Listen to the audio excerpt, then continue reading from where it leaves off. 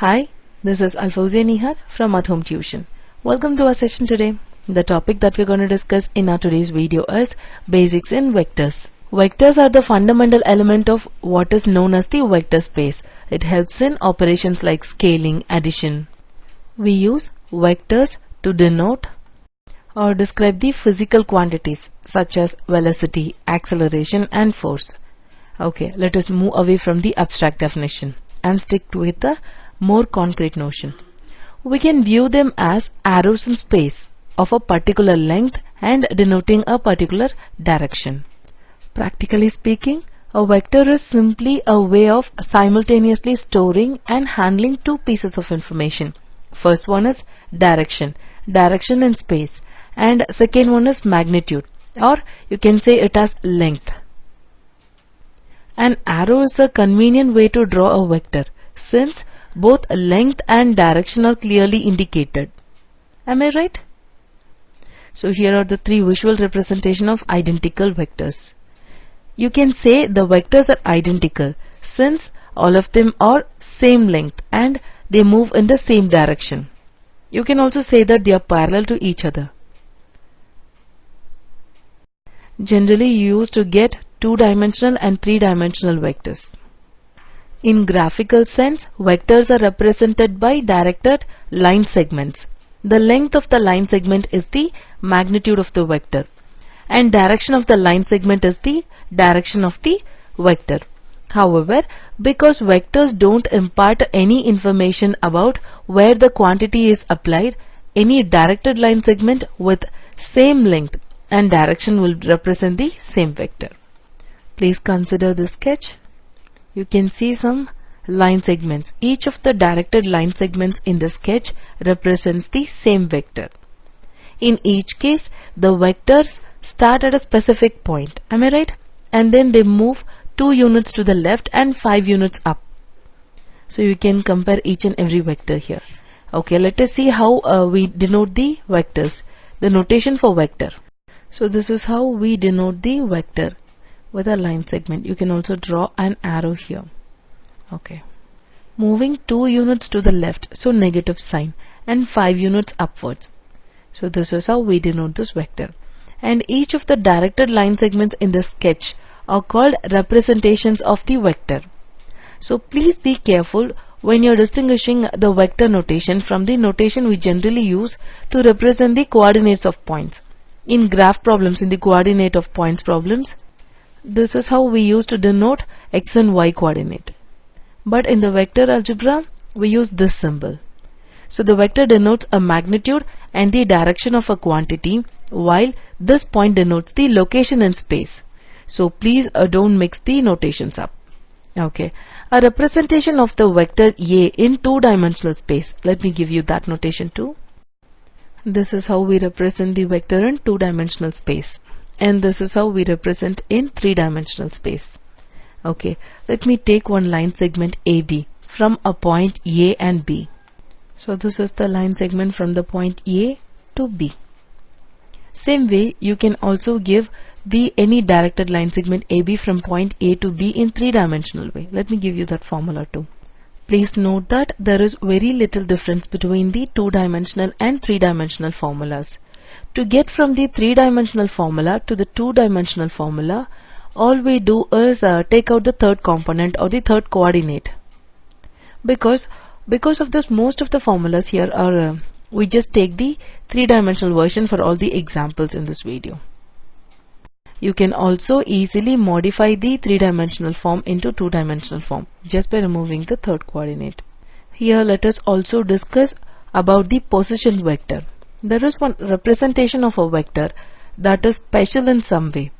The representation of the vector A1, A2, A3 that starts at the point A, let the three coordinates be 0, 0, 0, and ends at the point B, A1, A2 and A3. This is called the position vector of the point A1, A2, A3. So when we talk about the position vectors, we are specifying the initial and final point of the vector. Position vectors are useful if we ever need to represent a point as a vector. Next, we need to discuss briefly how to generate a vector given the initial and final points of the representation. For example, given 2 points, A is A1, A2, A3 and B is B1, B2, B3. The vector with the representation AB is, so this is how it will look like. B1 minus A1, B2 minus A2, B3 minus A3. Please note that we have to be very careful with the direction here. The vector here is the vector that starts at A and ends at B.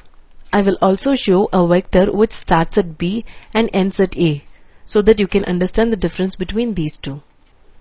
So BA is A1 minus B1. It is just the reverse. Okay, these two vectors are different, and we do need to always pay attention to what point is the starting point and what point is the ending point. So when determining the vector between 2 points, we always subtract the initial point from the terminal point. So you should remember this one, initial point from the terminal point. So you can easily place the negative sign in between and write the points. Hope you're clear with this too. Let us discuss few examples on this. Here is the example. Find the vector from 2, negative 7, 0 to 1, negative 3, negative 5. So remember that to construct this vector, we subtract the coordinates of the starting point from the ending point. So 1 minus 2, minus 3, minus of minus 7, negative 5, minus 0. Hope you are clear with part A example. Okay, now let us find the vector from 1, negative 3, negative 5 to 2, negative 7, 0. Same thing here. Please notice that the only difference between the first two is the signs are all opposite. So if you subtract these two, 2 minus 1, negative 7 minus negative 3, 0 minus negative 5. So you will get 1, negative 4 and 5. The difference is important as it is this difference that tells us that the two vectors point in opposite directions. Does this make sense to you? Okay, let me now take one example on position vectors. Here is the next example. We are supposed to find the position vector for negative 90, 4. So not much to this one other than acknowledging that the position vector of a point is nothing but a vector with the point's coordinate as its component. So you just have to change the sign. Only the notation is the difference, negative 90 to 4. Okay, now we need to start discussing some of the basic concepts that we will run into on occasion. So under this one, we have to learn about the magnitude also. What is meant by magnitude? Yes, magnitude or the length of a vector. So it can be represented as, so this is the magnitude. For vector V, magnitude is given by square root of a1 square plus a2 square plus a3 square. This is for 3-dimensional. So in case if you're getting for 2-dimensional, you'll be getting just 2. So a1 square plus a2 square. Hope you're clear with this formula. Okay, now let us apply this formula in some examples and let us determine the magnitude. Here is the first example for magnitude. We are not going to do too much for this. We are just going to plug every value into the formula.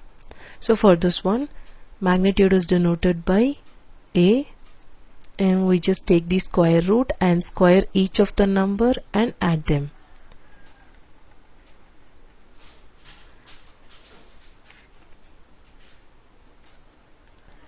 So 9 plus 25 plus 100, which is equal to square root of 134.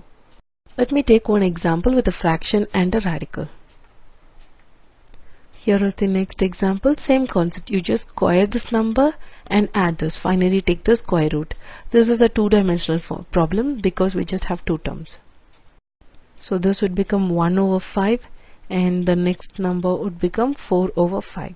So 5 over 5 is square root of 1.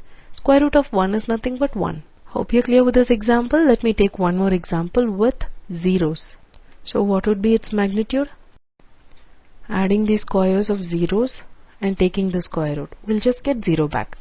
Hope you're clear with all those examples. Okay, we also have the fact about the magnitude. If A is equal to 0, then A vector is equal to 0. So this should make sense because we square all the components. The only way we get out 0 out of the formula was for the components to be 0 in the first place.